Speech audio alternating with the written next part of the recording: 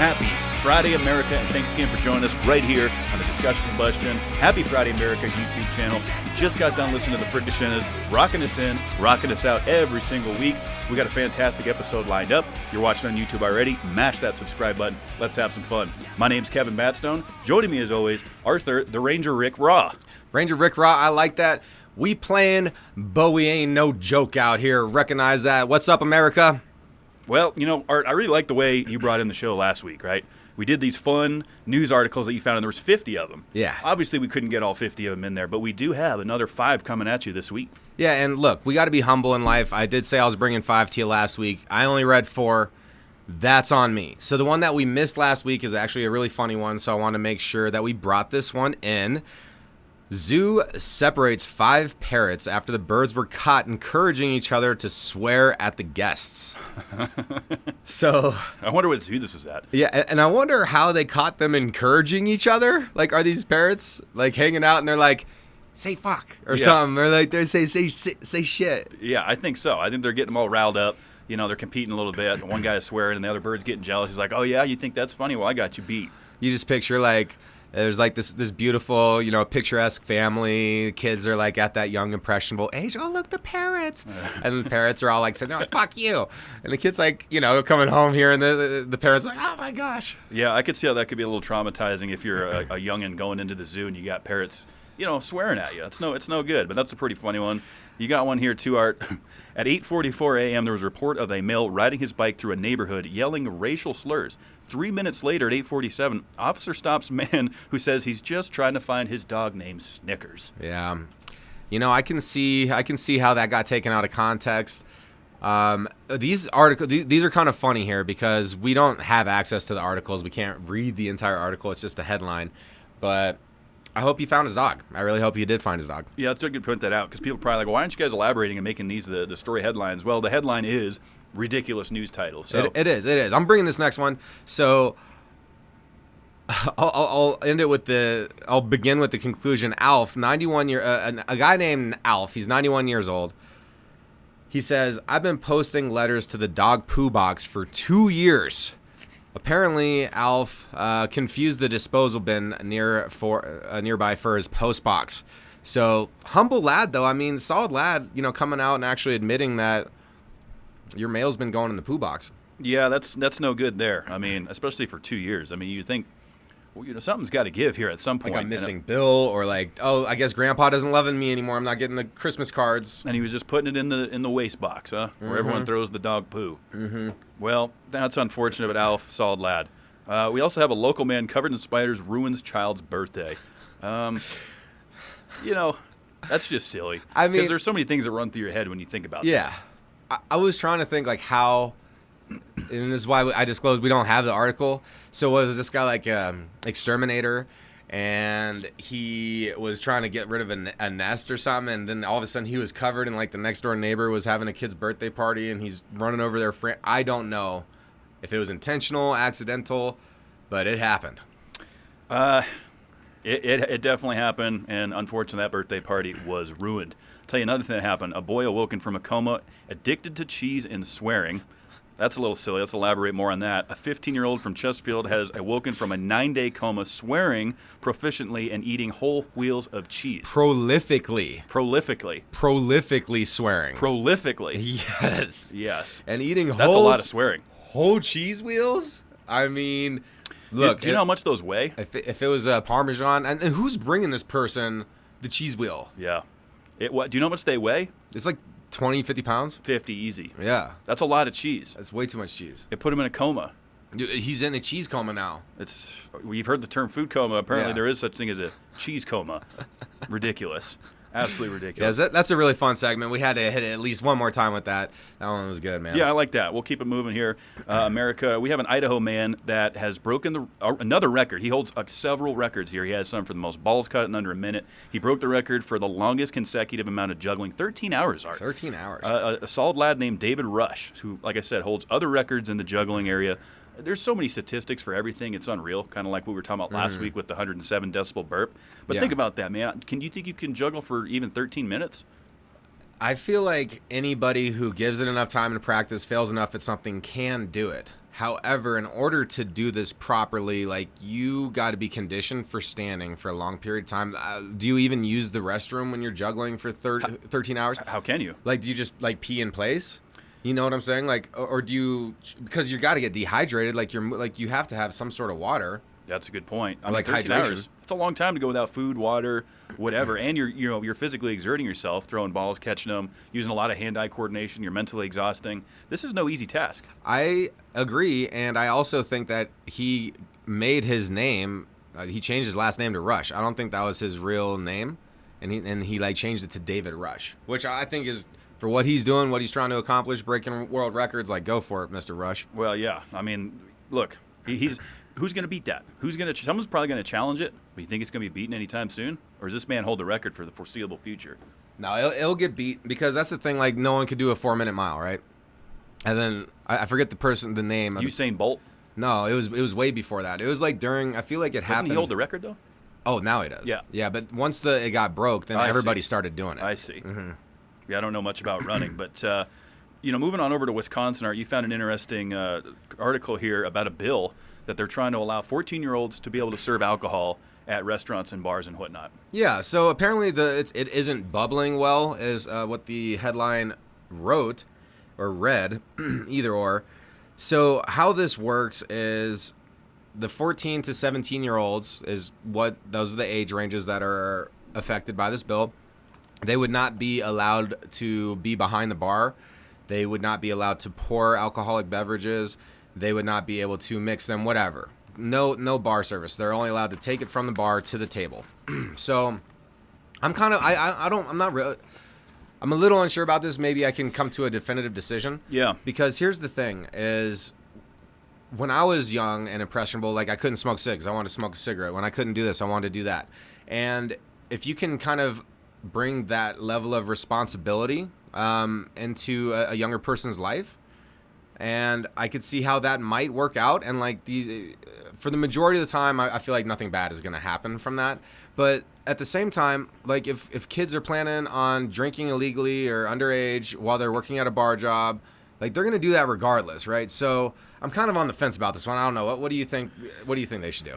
I'd like to hear both sides of the coin, really. I'd like to hear both sides of the argument. Why, is it beneficial to these business owners because now they can employ people that can do more, good for the business, so to speak. They don't have to rely on just a certain age of service. I mean, that's got to be some of the arguments as to why they would want to do this. And if you are a bar owner, restaurant owner, would you support this? I'm sure it's also split 50-50 because there's also now liability that comes with it. The younger you go, the more liability there is. Because currently, as far as I know, even here in Colorado, it's 18. Right? To serve the alcohol, to bring a beer to a table, you have to be 18. Yeah, I'm pretty sure that's what it is. Yeah. Pretty sure that's what it is, man. So that's interesting stuff. I mean, that could bleed over to a lot of other things. Do we need a younger workforce out there? Is it ethical to have a younger workforce? Well, that was my next and all that sort of stuff, yeah. There's not a lot of 14-year-olds in the workforce to begin with. I got my working papers when I turned 14. So, for the ones out there that are young and getting it, good for you. Parents definitely encourage your kids to get out there and get to work. But Wisconsin, you're going to have to make the call on this one. Well, I know some 14-year-olds are about 70 pounds. Yeah, they are about that, Art. And it's funny you say that because down in Tampa Bay, down there, in old Florida down there. So the mayor, right, her name is Jan Castor, was out on a fishing trip, getting some downtime, probably hanging out with family and friends on a nice boat. And they're out doing a little bit of deep sea fishing. And, we just talked about cocaine sharks a few weeks ago on a different program. Cocaine, 70 pounds, guys. She reeled in 70 pounds of cocaine, which equates to about 1.1 million. As far as the value of the cocaine. And apparently, like, what it was packaged in is kind of funny because it was bricks. Coke's usually in brick shape. And it was wrapped in what appears to be cellophane, and it had a picture of a pink and blue butterfly on it, which is kind of interesting. But, again, these guys are dumping this stuff overboard because they have Coast Guard patrol moving in on them, whatever. So that's just crazy to me that you can go out there in the deep sea looking for whatever, blue tunas, whatever you're fishing for, and you reel in 70 pounds of cocaine. That's a lot of cocaine. I wouldn't want to do any of it unless it was straight from Colombia, maybe just to try. But hey, that's for another show, another time. This 1.1 million, okay, so that revenue. How do you determine that? The street value? But where does that go? Does it go to, like, the Coast Guard? Do do they get to keep that revenue? No, because it's worth that. They're not receiving that. Yeah, money, they're not receiving the value. Yeah, so what kind of plays out with this? Most of this stuff gets destroyed, as far as I know. It's Yeah. held for evidence for a while, goes into investigation to see if it's linked to a ongoing investigation of drug smuggling, trafficking, what have you. And I think after a certain amount of time, as far as I understand, even back when marijuana was being seized and heroin, all that stuff, it gets like burned off or something somewhere. Now, I don't know if that's true or not, but what are they going to do with it? It can't just sit in a storeroom forever. Well, you know that somewhere up there in the corruption chain. Oh, yes. Like, people are just using this shit. They're either using it or they're selling it themselves. Yeah, exactly. I would not put it past people that don't have a moral compass as good as yours, Kev. Well, I would certainly rather have a moral compass. And, speaking of rathering on things, Art, you got the Would You Rather this week. We're bringing it back. It's the segment, the time-old segment, baby. Would you rather? Go ahead and answer the Would You Rather in the comment section. Go to the Twitter. We're doing polls over there. That was a great idea last week, Kev. And yeah, we did it. We brought that to fruition. Fruition? Yeah, and I think we're going to continue to do that over on our Twitter page. That's going to be at HappyFryUSA.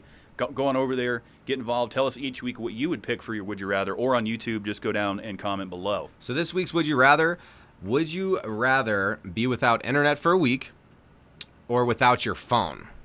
So we were kind of talking about this a little bit yesterday.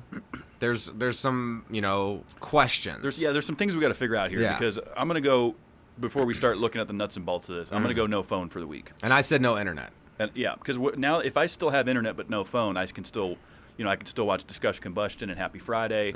I can watch a little Netflix. I can watch NASCAR. Yeah. I could send messages, emails. I can work. Yeah, see, because my original thing was I would rather go without the internet because I could unplug from that and then still call my people and get together with my people. Yep. But now because in this day and age, it's almost like you could go either way and be safe here, because if you still have the internet without your phone, then you could still log into Instagram and like message people through there and stuff, like you're saying. Right. Or Facebook, whatever. I think that's the catalyst of this Would You Rather is when you say, okay, so let's say you choose, I'm going without internet. Yeah. Does that then mean that the only thing you can do on your phone is calls and text? Yeah, let's say that. Because you could just cast, you could watch whatever on your phone. You're utilizing the internet on your phone. So if you're going without the internet, you found a hack.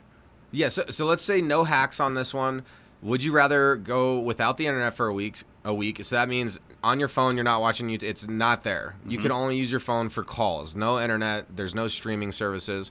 And if you go without your phone, you can't be reaching out and other messaging services through the internet, but you could still stream and watch it. Like, do you feel like it's fair to set that parameter? I mean, I don't know. Tell us what you think, viewers, because again, it seems like one could hack the other. I think if you're going to go without internet, that means you can't surf Facebook and whatnot on your phone. Correct. And I think that's a fair line to draw in the sand. Yeah, but you can still call people. Still call people. You can still text people. Yeah, I'm still going to go without the phone. I don't need the phone. Okay. Don't need it. So we're split on that. Help us split the difference out there. Tell us what you think, America. So moving on down to North Carolina here, Art. This was crazy. I watched the YouTube video of this right before we went on. There was a 900-pound longhorn bull that escaped. A guy was trying to move it from his pasture. He was trying to get the bull over to another part of his land. He got out, and the bull starts running down the street. It was just outside of Charlotte, and apparently the Charlotte Mecklenburg Animal Care said that they were dispatched to assist in this about 10:45 p.m. They were starting to set up, parameters of try to get this bull back in, and then the bull got away. Now, did they ever find this thing? I haven't heard any updates on this article. This was earlier this week. I'm assuming they did. I doubt this 900-pound beast is still just roaming around in the greater Charlotte area, but it certainly could be. But the fact remains, it got dark. They didn't know where this thing went. They even brought in some assistance from above, helicopters. They were like looking from this thing above. Thermal imaging. Couldn't find it. Really? No one knows where it went. Really? That's crazy. I mean, that is but life and nature, right? You try to do everything, try to get it in order, and then you end up losing a 900-pound animal. Like, you don't think it would happen, but lo and behold, that's tough work. Ranching, herding, moving animals, none of that's easy. So I hope that they did find it, and I hope it didn't cause too much damage to any surrounding areas. Well, I'm sure the bull was just as scared as anybody else. Now he doesn't know where the hell he is.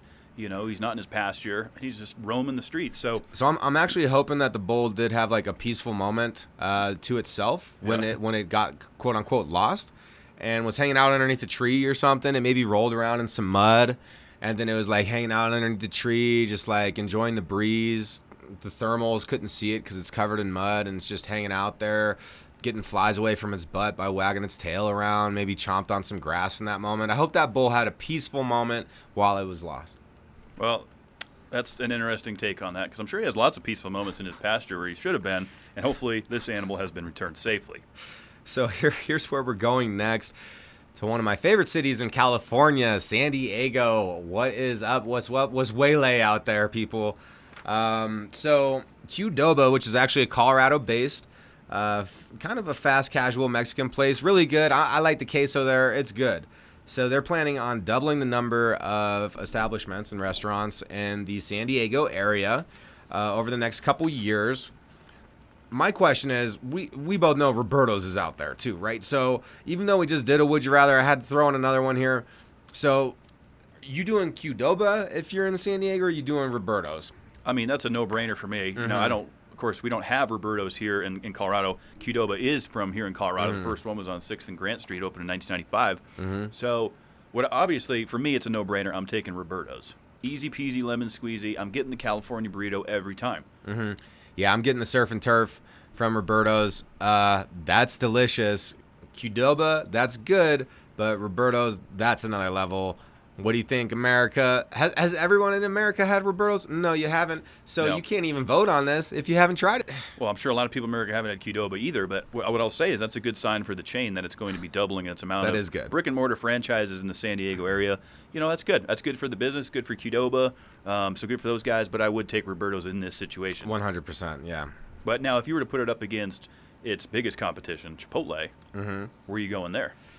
Also a Denver chain, by the way. That is also right here in Denver. I think I am going to go Qdoba Over Chipotle? over Chipotle. Look, Chipotle has like a little bit more freshness, I feel like, but Qdoba like has this. It has the grease that I need. I feel, and like, and the queso is way better there. I So you're more I of a like queso Qdoba. guy. I like Qdoba more. I'm going to take Chipotle on this one. I'll split again, huh? Yep, I'm going to take it because they did that guajillo pepper steak and the al pastor chicken. So good. Muy delicioso. Love it. Yep, Always absolutely. hungry. So going back to Florida here, Art, everyone was getting excited about Mega Millions. Yeah. You know, a lot of people play into this. I don't usually carry cash, but if I do and I happen to be in, one of my shops, my liquor stores, whatever, I'm in the area, I'll throw a buck or two at one of these. But, man, pretty crazy stuff here. So there was one lucky winner. $1.58 billion came out of the Florida area, which is the largest jackpot. They've had jackpots that are large, but they've been distributed amongst others. One ticket hit. Wow. There was another one that hit for $1 million, I think, up in Pennsylvania, but it missed it by one number. Hit it, got all the numbers. Now it's got a $1.58 million payout on this, Art. And I did a little math here when I was looking at this. So, as we know, you got to pay your gambling dues, which is significant. So if this person elects to take the cash payout, it's going to be a little bit less, obviously, than you would think. It's about $784 million, right? Cash in hand. Cash in hand, lump sum, here you go. Or you can take the annuity, right, which is over a 29-year stretch. And that equates to about $54 million a year, Art. That's a little over $1 million per week. But I think on the annuity, you get one payout per year. First of the year, you get your $54 million injection. You got to make that last for the year. What would you take? I want to take the cash, but I believe in my personal longevity, and I would take the annuity. You know, that you can budget it better that way, continue to work your normal jobs and stuff. Because I feel like a lot of people, if they take this massive amount of cash, they're going to be like, oh, my new lifestyle, and then just blow it. Most people will do that. You know, so I am going to say I'm going to go the annuity route on this one. How about you? I'm torn. I think the annuity route's the smarter way to go because, like I said, now you have essentially $1 million per week to budget. I mean, it's doable, right? But you have to be smart with it, right? Because if you own massive houses, cars, you have all these payments, and you blow through your $54 million annuity, and it's only August, you got to wait 4 months to get paid again. Yes. So if you're smart with it and you invest it and you do different things, money makes money, of course, and you keep that coming in. Annuity is the smart choice, but I'm going to take the lump sum. Okay. Yep, I'm going to take the full payout. Give me the $783 now. What's the first thing you're getting? And I'm going to tell you why, though. Okay. Because I don't trust that money's going to be there in 15 years. Okay. Give me the money now so I can secure it and do what I want with it now. That would be my take on it. That makes sense. My first purchase, I don't know. probably a massive upgrade to the podcast studio. Ooh, yeah. It'd probably be one of the best in the country, if not the best. Like a warehouse, podcast warehouse? Yeah, we'd have like a Joe Rogan compound. Oh, yeah, that'd be dope. With a gym in it. It'd be nice. That'd be so dope. And then, of course, I'd get my toys. I want, my pickup trucks, my Mustang. But I'm not going to go crazy with it. I don't need a 16-bedroom mansion. No. I'm going to have a basic Texas-style ranch with a lot of land and just live my normal cush life. That sounds great. That does really sound great. I think the first thing I would go ahead and buy with this, I'd like to think that I would do something selfless in the very beginning, like, donate some. But then, of course, I want a pontoon boat. So... Well, those aren't millions of dollars. I mean, unless you're getting the most epic pontoon boat I've ever seen. No, I mean, I'm a simple man. So I would be cool with just a truck that could haul that thing, and then you kind of just go hang out, pontooning. Of course, you're going to get a house and stuff like that. But I do agree, like, you got to set yourself up with it. You play it smart, do some investing. Maybe take the cash and then create your own annuity. You could. Do something like that. Yeah. There's a lot that you could do with that. Hey, in the comments, you can say what would you buy with almost $1 billion in hand? Yeah, and ridiculous answers are welcome. Yes. Some people want to buy some just ridiculous things. They want to buy their own island. That's cool. Go have K-Bat Island where you can kick it with K-Bat. That'd be fun. Party with Artie. Hey, even better. Yeah. Well, not really. Yeah, that's what. No, we come as a pair. No, we don't. Fine. No, Kev. We're going to go our separate ways after this show. No, I don't think so. Yeah. No, I'm going to go home. You're going to go home. Yeah, but you're stuck with me for the long haul. That's always pursuing. Yeah, it's like how we're always hanging out on the weekend grilling and stuff. And I'll tell you what. It's fun. It's the weekend. It is. It's the weekend, America. Friday's done. The workday's done. Let's have some fun this weekend. All right, what's going on around America? Out there in Atlantic City, New Jersey, Tidal Wave Music Festival 2023. That's August 11th through the 13th. People are going to be out there having a great time. Everybody, please party responsibly. Yeah, Atlantic City, that's a really fun town. That's like the Las Vegas of the East Coast. They have a lot of fun there for sure. Mm-hmm. If you're up in my neck of the woods, this is where I grew up going to concerts. Out there at what used to be called Meadowbrook Farms. For all my New Hampshire people, I know it's been renamed to some pavilion or something, but whatever that place is called now, Chris Stapleton's in town. Great show. Mm-hmm. I saw him out here in Denver. He's just a fantastic musician. So for all my New Hampshire people, go check out Chris Stapleton. Yeah, a talented musician, epic voice, great storyteller.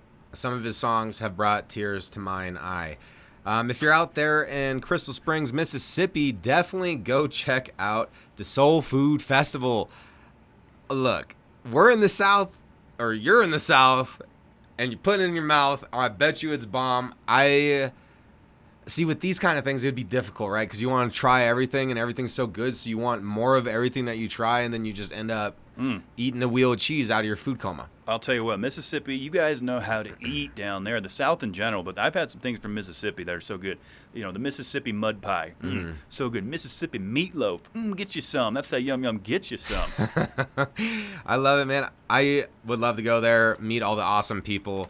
What else we got, man? Oh, so there's some fun things right here in Denver, Colorado. We got John Party. He's rocking Red Rocks tonight, one of the coolest venues in the country, of course. So for all of our Denver folks that are tuning in, I don't know if there's tickets left. I highly doubt it. So get on out there to Red Rocks. Watch him rip Tater Chip. He definitely puts on a good show. I watched him open up for a couple guys a few years ago. Get a little dirt on my boots. Mm-hmm. It's going down at Red Rocks tonight.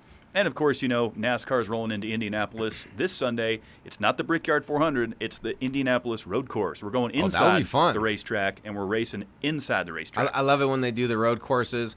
Hey, and if you don't know already, check out Mash the Gas podcast, one of NASCAR's top 10 podcasts, hosted by yours truly, Kevin Batstone, and another great friend of ours, Jeff Davis, out of Texas. So check them out. Be sure to subscribe to the Discussion Combustion YouTube channel. Thank you for tuning into the show. We have so much fun when we're here, and we really do hope that everybody out there has the very best Friday that they can. Check us out on all the social medias. It's Happy Friday USA on Facebook, and then Happy Friday USA, Happy Fry USA on Instagram. Sorry, I'm getting these backwards. We did this 2 weeks in a row now. Yeah, 2 weeks in a row. It's because the only one that's different, guys, is the Twitter. Okay, so the Twitter is different. Okay, I'm restarting. So follow us on Happy Friday USA on Facebook and Instagram. And if you're checking out Twitter, it's Happy Fry USA. Thank you so much for tuning in. Send us an email, happyfridayamerica@gmail.com. You know we're going to be coming back at you next week. Let's bring in the weekend strong with the Frickashinas.